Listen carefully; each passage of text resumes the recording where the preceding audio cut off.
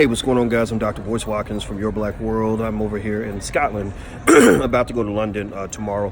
But I wanted to address something really quick. I just saw that Kamala Harris, who's running for president, basically announced a $100 billion plan to increase black home ownership.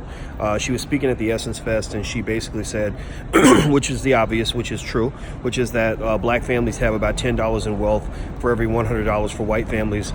On its surface, for sure, this is a step up for Kamala. This is, you guys know I've asked the hard questions and people get mad at me for it, but when credit is due, you got to give the credit, and I'll give Kamala tremendous credit for acknowledging this issue. Barack Obama, if you recall, he wouldn't even say the word black hardly. He wouldn't talk about black people directly. He always sort of spoke in code and was afraid to really address black issues head on.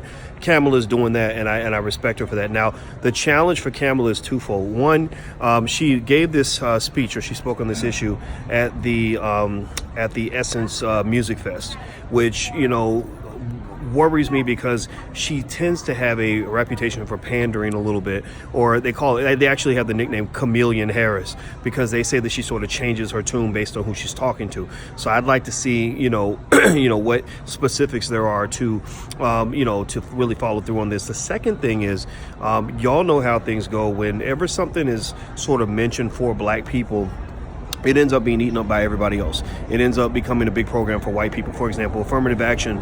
Dr. Claude Anderson was one of the original authors of affirmative action programs.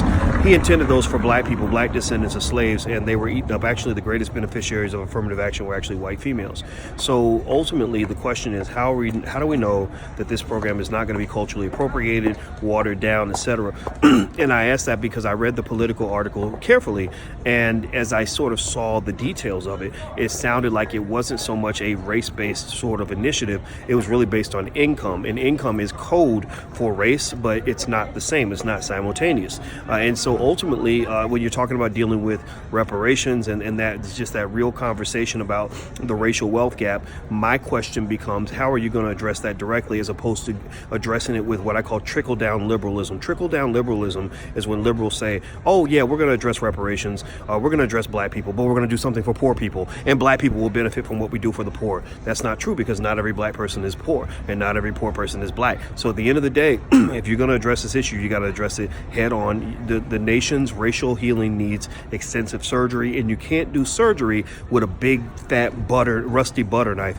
You need to be precise with it. You need precise instruments so you can specifically target the issue that you're directly addressing, and that's something that we're waiting for the country to have the courage to do.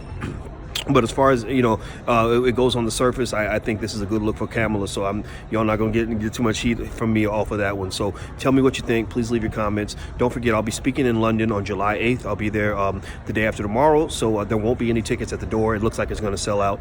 So if you want to join us, go to drboycelondon.com. That's drboycelondon.com. And don't forget, our investing masterclass for the Black Business School begins on July 16th. I'll be teaching that again. So you can go to drboycemasterclass.com if you'd like to join drboycemasterclass.com. Hit the thumbs up button, share button, and subscribe button. I'm out of here, guys, and I'll see you soon. Peace.